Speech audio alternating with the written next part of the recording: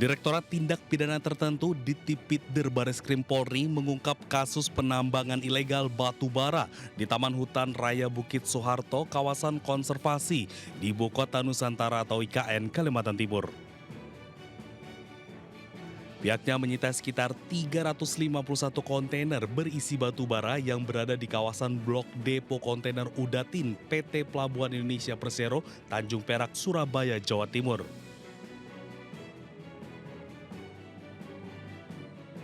Potensi kerugian negara yang ditimbulkan dalam aksi ilegal ini mencapai 5,7 triliun rupiah.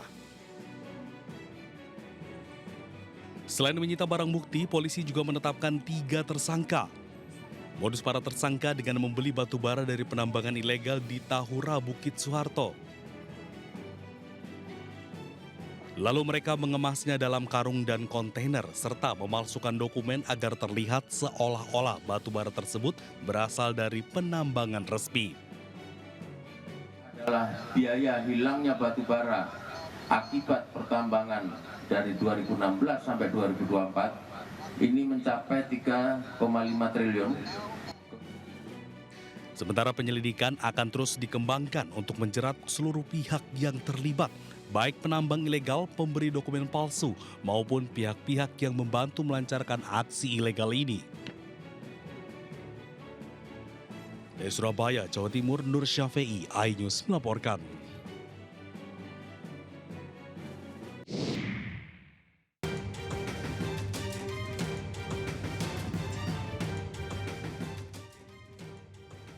Pakar telematika Roy Suryo menduga adanya keterlibatan mantan Wakil Menteri Desa, Pembangunan Daerah Tertinggal, dan Transmigrasi, Wamen PDTT era 2023-2024, Paiman Raharjo, dalam kasus dugaan ijazah palsu Jokowi. Roy menyebut mendapatkan informasi Paiman Raharjo memiliki usaha fotokopi dan pengetikan skripsi di Pasar Pramuka. Selain itu, Roy Suryo juga menyebut mendapat ancaman dari Paiman Raharjo melalui pesan WhatsApp pada 6 Mei lalu.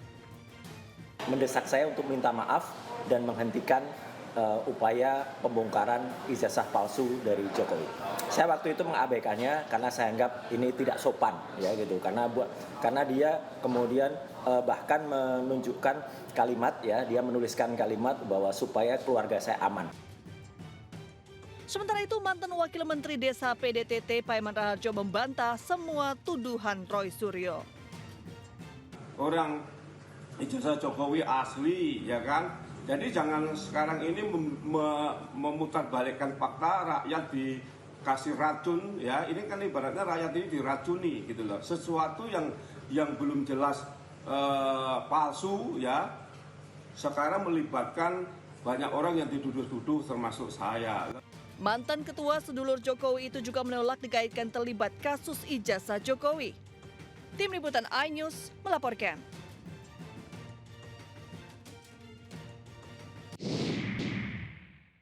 Seluruhnya barang bukti dikembalikan kepada penuntut umum untuk dipergunakan dalam perkara atas nama terdakwa. Menteri Perdagangan periode tahun 2015-2016 Thomas Trikasih Lembong atau Tom Lembong divonis 4 tahun 6 bulan penjara dalam kasus dugaan korupsi impor gula. Vonis lebih ringan dari tuntutan jaksa yang menuntut Tom Lembong 7 tahun penjara. Selain vonis 4 tahun 6 bulan penjara, Tom Lembong juga dijatuhi pidana denda 750 juta rupiah, subsidi 6 bulan penjara.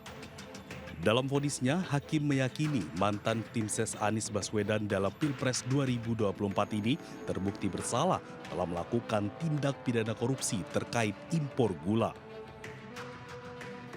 Menanggapi vonis hakim, Tom Lembong menyebut ada kejanggalan.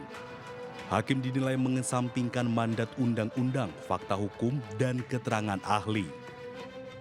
Pertama yang paling penting adalah majelis hukum tidak menyatakan adanya niat jahat dari saya. Tidak ada yang namanya mens rea.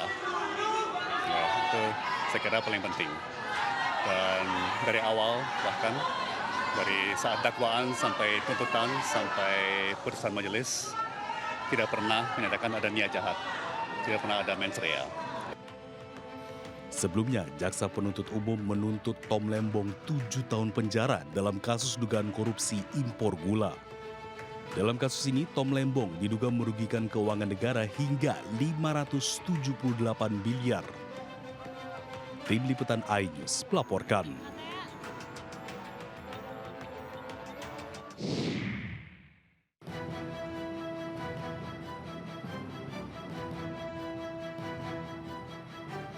Universitas Gadjah Mada menanggapi pernyataan mantan Rektor UGM Yogyakarta Sofyan Effendi soal ijazah Jokowi. UGM memastikan Jokowi adalah alumnus Fakultas Kehutanan yang telah melaksanakan seluruh proses studi sejak tahun 1980 hingga lulus tanggal 5 November 1985. UGM sendiri menghargai pendapat yang disampaikan mantan rektornya dan menjadi tanggung jawab pribadi yang bersangkutan. Namun, UGM meminta jangan menyeret nama universitas ke ranah politik. Kalaupun tiba-tiba Pak Sofyan buat podcast dan sebagainya, dan kemudian minta maaf dan seterusnya, ya itu bagian dari juga tanggung jawab beliau gitu. Karena yang jelas jangan seret juga UGM pada urusan politik. Sebelumnya Rektor UGM tahun 2002-2007, Sofyan Effendi menyebut ijazah Jokowi palsu dan tidak memenuhi syarat untuk melanjutkan program sarjana.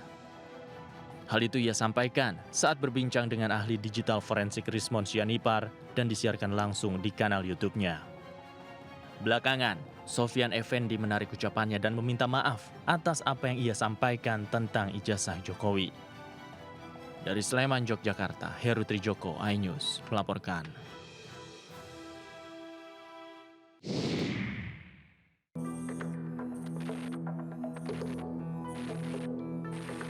Petugas pemadam kebakaran dan penyelamatan kota Surabaya berupaya melepas borgol dari seorang pelaku curanmor. Borgol ini macet di tangan pelaku setelah dipasang anggota Polsek Semampir, Surabaya, Jawa Timur. Sebelumnya pelaku juga sempat diamuk warga yang geram dengan ulahnya. Masalah lain muncul saat petugas tak bisa membuka borgol yang terpasang di tangannya lantaran gigi borgol tidak berfungsi. Usai borgol dilepas, pelaku kemudian kembali diserahkan ke polisi. Ia harus mempertanggungjawabkan perbuatannya dan dijerat pasal pencurian kendaraan bermotor sesuai dengan KUHP yang berlaku. Dari Surabaya, Sony Hermawan, iNews melaporkan.